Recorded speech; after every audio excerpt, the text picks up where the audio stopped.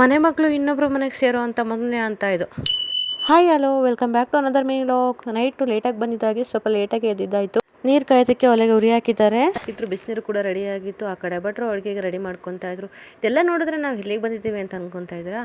ಇದು ನಮ್ಮ ಅತ್ತೆ ಮನೆ, ಅಂದರೆ ನಮ್ಮ ಮನೆಯವರ ಆಂಟಿ ಮನೆ. ಸೊ ಅವ್ರ ಮನೆಯಲ್ಲಿ ಇವತ್ತು ಫಂಕ್ಷನ್ ಇತ್ತು. ಅಂದರೆ ನಮ್ಮ ಅತ್ತೆ ಮಗಳು, ಅಂದರೆ ನಮ್ಮ ಮನೆಯವರ ಆಂಟಿ ಮಗಳದು ಎಂಗೇಜ್ಮೆಂಟ್, ವಿಳ್ಳೆ ಶಾಸ್ತ್ರ ಇತ್ತು. ಸೊ ಹಾಗಾಗಿ ನಾವು ಬೆಂಗಳೂರಿಂದ ಅಂಬಿಕನ್ನ ಕರ್ಕೊಂಡು ನಾವು ಮಿಡ್ ನೈಟು ಅಕ್ಲಗೋಡಿ. ನಮ್ಮ ಮತ್ತೆ ರಂಗೋಲಿ ಬಿಡ್ಬೇಕಾರೆ ಈ ರಂಗೋಲಿ ಹುಡುಗ ಬರೋರ್ಗೂ ಇರಬೇಕು, ಹುಡುಗ ಬಂದರೆ ಅಲ್ಲಿಗೆ ನಿಂತ್ಕೊಂಡಾಗ ಆ ರಂಗೋಲಿ ಅಲ್ಲಿ ಇರಬೇಕಂತೇಳಿ ತುಂಬ ಕಾಮಿಡಿ ಮಾಡ್ತಾ ಇದ್ರಲ್ಲಿ.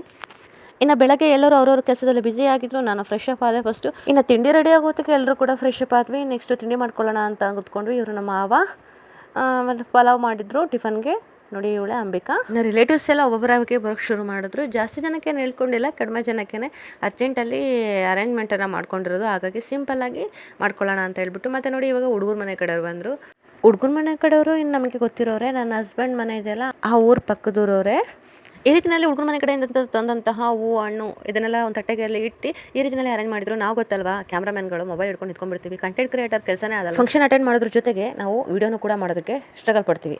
ಮನೆ ಮಗಳು ಇನ್ನೊಬ್ರ ಮನೆಗೆ ಹೋಗುವಂಥ ಮೊದಲನೇ ಅಂತ ಖುಷಿ ಜೊತೆಗೆ ಕಣ್ಣಂಚಿನಲ್ಲಿ ಒಂದಿಷ್ಟು ನೀರು ತುಂಬಿ ಆನಂದಿಸುವ ಗಳಿಗೆ ಇದು. ಈ ರೀತಿಯಲ್ಲಿ ತಟ್ಟೆ ಬದಲಾಯಿಸ್ಕೊಳ್ಳೋದ್ರ ಜೊತೆಗೆ ವಿಳ್ಳೆ ಶಾಸ್ತ್ರನ ಸಿಂಪಲ್ಲಾಗಿ ಮುಗಿಸ್ಕೊಂಡು. ಇದಾಗಿತ್ತು ಇವತ್ತಿನ ವಿಡಿಯೋ ಇಷ್ಟ ಆದರೆ ನಮ್ಮ ಪೇಜ್ ಫಾಲೋ ಮಾಡಿ.